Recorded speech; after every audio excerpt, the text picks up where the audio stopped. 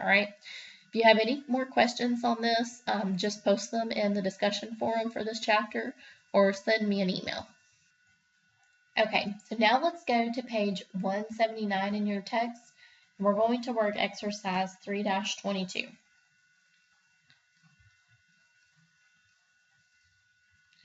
So 3-22. This is where we're going to record adjusting journal entries. So you can pull out that T account and general journal file and kind of follow along there if you want. Or that working file. All right. Excuse me. So it says, consider the following independent situations at December 31st. On August 1st, a business collected $3,300 rent in advance, debiting cash and crediting unearned revenue. The tenant was paying 1 year's rent in advance. So on December 31st, the business must account for the amount of the rent it has earned. Okay? So this is an example of us collecting rent in advance. Okay? So when we collect rent in advance, this is, remember we debit the cash and it's a liability, right? It's unearned revenue. So this is the adjusting entry we're having to make. Okay? So we're going to do December 31st.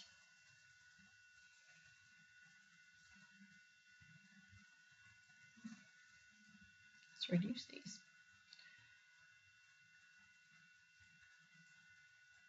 We're going to reduce that unearned revenue. Okay?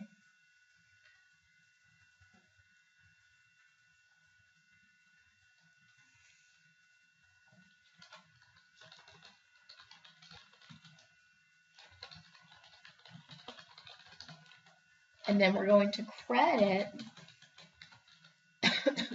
service revenue because that's us earning it.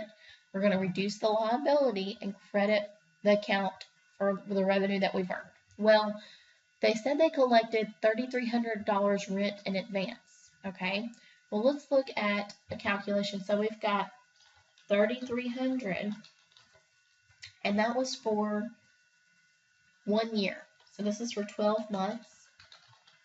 So if we divide 3,300 divided by 12, that means we've got $275 a month. Okay? And well, why do I need to know this? The reason why I need to know this is because we didn't have it for the whole year. They only paid us on August 1st. So we've earned rent for August, September, October, November, and December. So 5 months times 275 is going to give us how much we've actually earned this month. So that's how we get $1,375. Okay?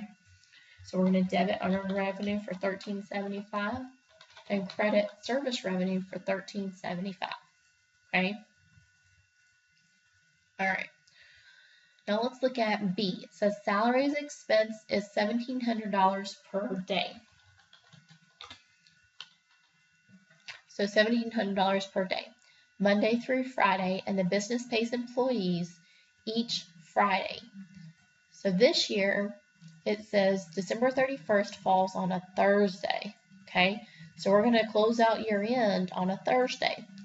But our employees don't get paid till Friday, right? So at the end of the year, when we're reaching our cutoff and we're updating all of our records in our books, then we haven't actually paid our employees for the $1,700. So we have to accrue this. So we have to record the expense that we've incurred for the salaries. So we're going to debit supplies expense for $1,700, and we're going to credit salaries payable for the $1,700. Okay, and this is because we've incurred the cost of having our employees work for us during this time period, but we're not paying them till after the end of the year. Okay, so that's to accrue our salaries. Oh, well, that's not the right number. Let's look at that really quick. So salaries expense is $1,700 per day, Monday through Friday. So I've got, and they get paid each week, so it's 1 week, but end of the year was on a Thursday. So they've only got $1,700 times 4 days, Monday through Thursday. So we're only going to have salary expense that we're going to accrue of $1,700 times 4. So that's, oops,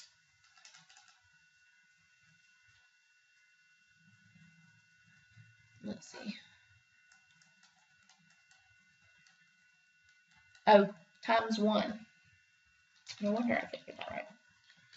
Times 1, because we're going to already have paid them for incurred the cost for Monday through.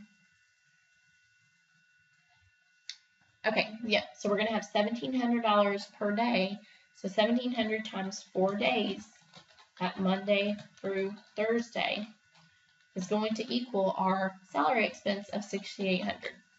Okay, so we're going to debit $6,800 and credit $6,800. Debits to salaries expense, and our credit is to the salaries payable. Okay, so now let's look at C. C says the unadjusted balance of the office supplies account is $3,500. Office supplies on hand total $1,700. Okay. So it says that our office supplies account is $3,500. So let's over here, we've got office supplies. The balance in there is $3,500. Well, what we have on hand is only $1,700. So to get from $3,500 to $1,700, I must have used the difference. So I've used up $1,800. So what I'm going to do as a journal entry is I'm going to credit my supplies. So I'm going to credit office supplies to reduce it by the $1,800, and I'm going to debit supplies expense. Okay. So debit supplies expense and credit office supplies. And that's going to get us down to our balance for our office supplies. So that's the adjusting entry. Okay. Now let's look at D. So D says we have equipment depreciation was $300. So when we record depreciation, we always debit depreciation expense and credit accumulated depreciation. So we debit depreciation expense and we credit accumulated depreciation. Okay. Now we're down to the last adjusting entry for this problem. It says on March 1, when the business prepaid $600 for a 2-year insurance policy, the business debited prepaid insurance and credited cash. Okay. So this is on March 1st.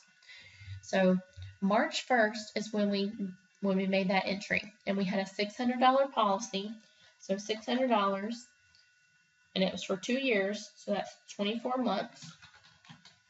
So let's find out what the monthly was. 600 divided by 24, that's $25 per month, okay?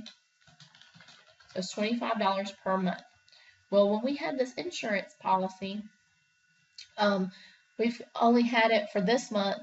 It said March 1st. We had it for March, April, May, June, July, August, September, October, November, and December. So 10 months. So 10 months times $25 is going to give us our insurance expense of $250. Okay.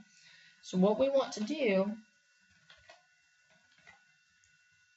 is we're going to come over here and we're going to debit insurance expense, because that's how much of the asset we've used up.